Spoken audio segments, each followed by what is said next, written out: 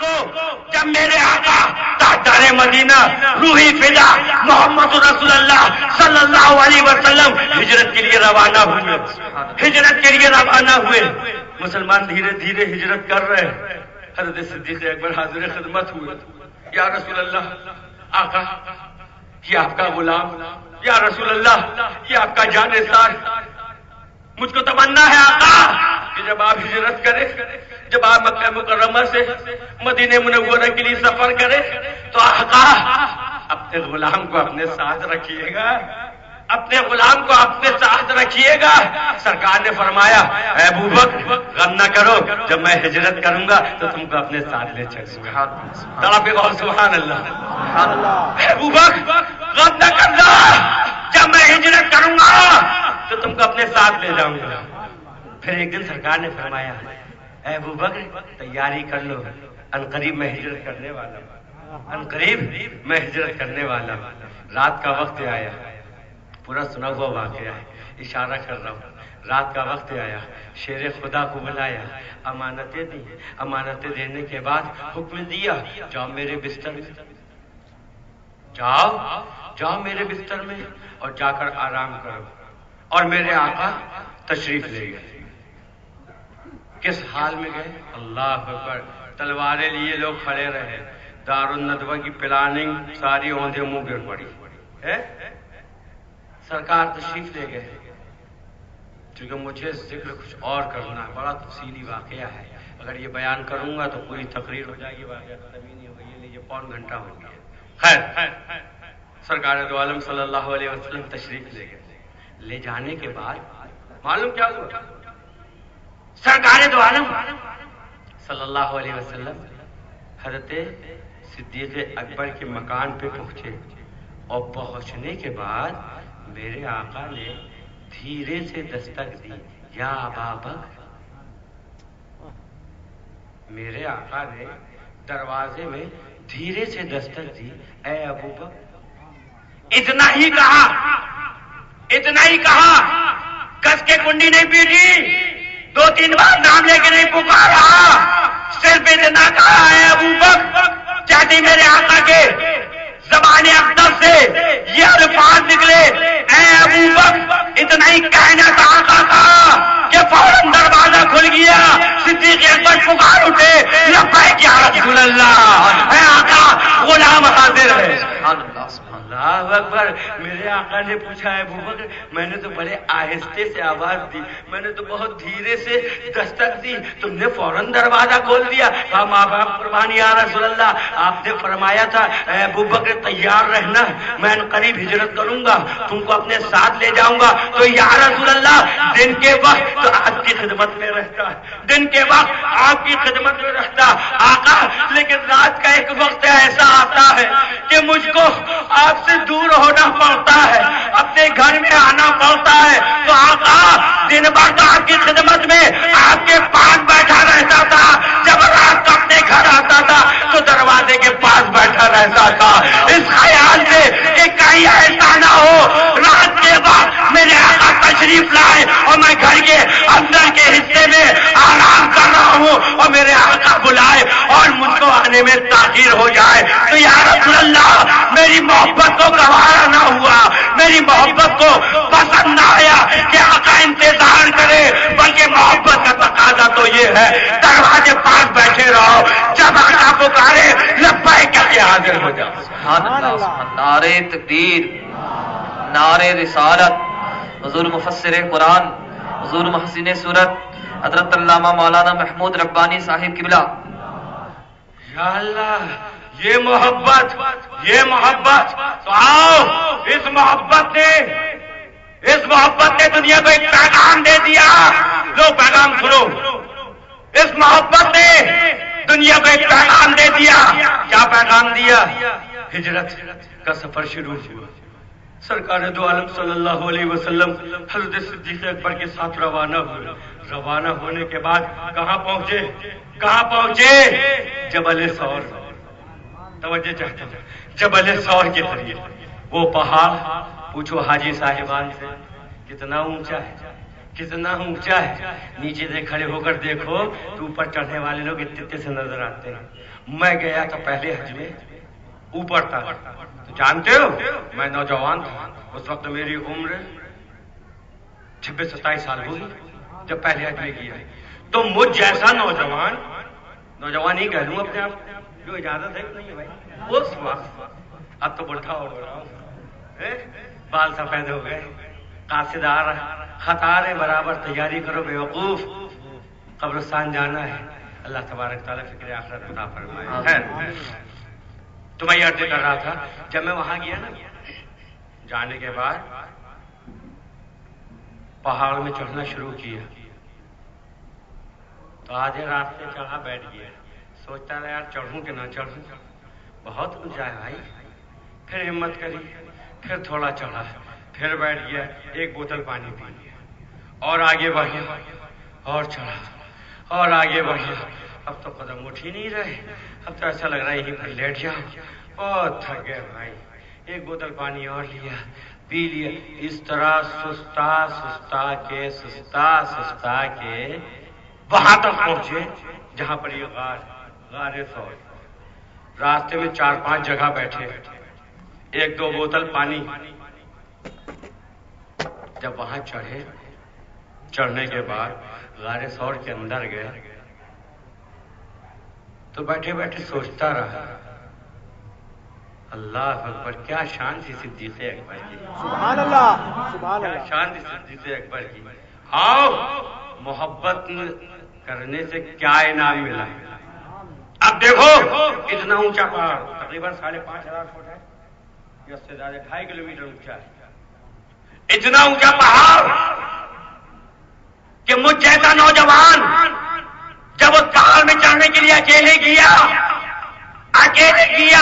تو راستے میں 4-5 جگہ بیٹھا، اس کے بعد پہنچا، اور ہجرت کی رات دیکھو، سرکار دو عالم صلی اللہ علیہ وسلم صدیق اکبر کے ساتھ سفر شروع کیا، اب جبل ثور کے پاس پہنچے، لیکن جب وقت آیا کاندھے پر سوار ہونے کے لیے سرکار کو دعوت دی تو میرے آقا نے منع فرما دیا، لیکن قربان جاؤ اس جانے سار پر، قربان جاؤ صدیق اکبر کے بازوؤں پر، قربان جاؤ عاشق رسول پر، اے ابو بکر تم پر میرے ماں باپ قربان، اے ابو بکر تمہاری عظمتوں کو سلام، تمہاری محبت کو سلام، تمہاری صداقت کو سلام، تم نے ہجرت کی رات یہ لوگوں کو بتا دیا، اے لوگوں محبت کا مقام کیا ہے، صداقت کا مقام کیا ہے، جانتے ہو اس رات صدیق اکبر نے آقا کو اپنے کاندھے پر بٹھال کے پورا پہاڑ چڑھا اور لوگوں کو بتا دیا، اے لوگوں دیکھ لو صداقت کے اندر اتنی طاقت ہے، محبت میں وہ طاقت ہے جو نبوت کا بھاگ تھا۔ نعرہ تکبیر، نعرہ رسالت، حضور محسن صورت حضرت علامہ مولانا محمود ربانی صاحب قبلہ، نعرہ تکبیر، نعرہ رسالت۔ کیا ہوا، کیا ہوا، محبت دیکھو، کیا ہوا، محبت دیکھو، کاندھے پر سرکار دو عالم صلی اللہ علیہ وسلم کو بیٹھا، صدیق اکبر ایک روایت میں ہے مولانا پنجوں کے بعد اپنے پیر کے نشان کو مٹاتے ہوئے، اپنے پیروں کے نشان کو مٹاتے ہوئے اس پہاڑ کی اونچائی پر پہنچے۔ ارے کیا جذبہ ہوگا، کیا محبت ہوگی اور کیا منظر ہوگا، کیا منظر ہوگا۔ مسلمانوں محبت کے ساتھ تصور کرو، دونوں عالم کے تاجدار کاندھے پر ہے اور جانثار غار کی طرف بڑھ رہے۔ سنو، غار کے پاس پہنچے تو پہنچنے کے بعد صدیق اکبر نے کیا کہا، بابا قربانی یا رسول اللہ، رات کا وقت ہے، تنہائی کا عالم ہے، چاروں طرف اندھیرا پھیلا ہوا ہے، آقا کی سنسان غار ہے، آقا پہلے آپ نہ جائیں، پہلے آپ غار کے اندر نہ جائیں، یا رسول اللہ آپ یہی ٹھہرے، پہلے غلام غار میں جاتا ہے۔ کیوں کیوں غلام پہلے غار میں کیوں جائے؟ ارے سوچو، خیال کرو، تصور کرو، اسی لیے نا کہ اگر غار کے اندر کوئی موذی جانور ہے کوئی کیڑا ہے، کوئی تکلیف دینے والی چیز ہے تو پہلے غلام حاضر ہے، پہلے غلام حاضر ہے۔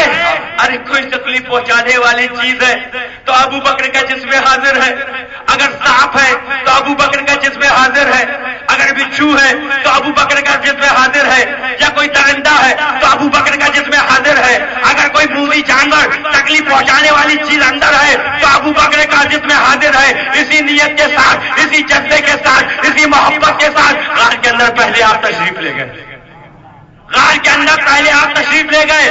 لے جانے کے بعد کیا کیا؟ اللہ اکبر، سبحان اللہ سبحان اللہ، ہے کیا کیا؟ کیا کیا؟ غار کے اندر پہنچے اور پہنچنے کے بعد غار کی صفائی شروع کر دی، غار کی صفائی شروع کر دی۔ ایک ایک کونا صاف کیا جا رہا ہے، گرد صاف کی جا رہی ہے، پتھروں کو ہٹایا جا رہا ہے، پورا فرش صاف کیا جا رہا ہے، کیوں صفائی ہو رہی ہے؟ دونوں عالم کے تاجدار کو اندر تشریف لانا ہے، اس لیے صدیق اکبر غار کو اچھی طرح صاف کر رہے اور صاف کرتے کرتے اچانک نظر پڑی کہ کافی سوراخ ہے، کافی سوراخ ہے، کہیں ایسا نہ ہو ان سوراخ کے اندر، کہیں ایسا نہ ہو ان سوراخ کے اندر کوئی موذی جانور، کوئی کیڑا ہو جو تکلیف پہنچائے۔ اس لیے کیا کیا آپ نے؟ غار کے اندر جا کر، غار کے اندر جا کر کیا کیا آپ نے؟ اپنی چادر مبارک اتاری اور اتارنے کے بعد غار کی اچھی طرح صفائی کری۔ صفائی کرنے کے بعد جتنے سوراخ تھے، جتنے سوراخ تھے، ہر سوراخ میں اپنی چادر کا کونا پھاڑ پھاڑ کے سوراخ کا منہ بند کرنا شروع کر دیا، سوراخ کا منہ بند کرنا شروع کر دیا، جتنے سوراخ تھے سب کا منہ بند کر دیا۔ اندر پوری صفائی ہو گئی۔ اس کے بعد باہر تشریف لائے اور آنے کے بعد کیا کہا؟ ماں باپ قربان یا رسول اللہ، اب آپ اندر تشریف لے آئیے، اب آپ اندر تشریف لے آئیے۔ آقا غلام نے غار کو اچھی طرح صاف کر دیا ہے، آپ تشریف لے آئیے۔ جب سرکار اندر تشریف لے گئے، سارے سوراخ میں کپڑا پھاڑ پھاڑ کے منہ بند کر دیا گیا سارے سوراخوں کا۔ سرکار دو عالم صلی اللہ علیہ وسلم اندر تشریف لے آئے، لیکن ایک سوراخ باقی رہ گیا، ایک سوراخ باقی رہ گیا، چادر ختم ہو گئی۔ اب کیا کرے؟ سرکار آرام فرما رہے۔ صدیق اکبر نے کیا کیا؟ اپنی ایڑی اس سوراخ کے منہ میں لگا دی، اپنی ایڑی اس سوراخ کے منہ میں لگا دی۔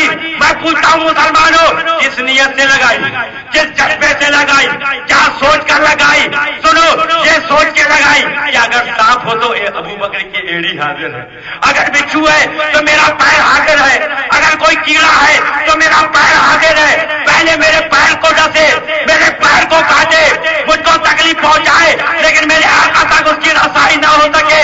اس محبت کے ساتھ، اس جذبے کے ساتھ ایڑی لگا دی۔ یہ محبت کا انعام دیکھو، یہ محبت دیکھو، یہ جذبہ دیکھو محبت کا۔ قرآن میں آیت نازل ہو گئی، وَثَانِي اثْنَيْنِ إِذْ هُمَا فِي الْغَارِ إِذْ يَقُولُ لِصَاحِبِهِ لَا تَحْزَنْ إِنَّ اللَّهَ مَعَنَا۔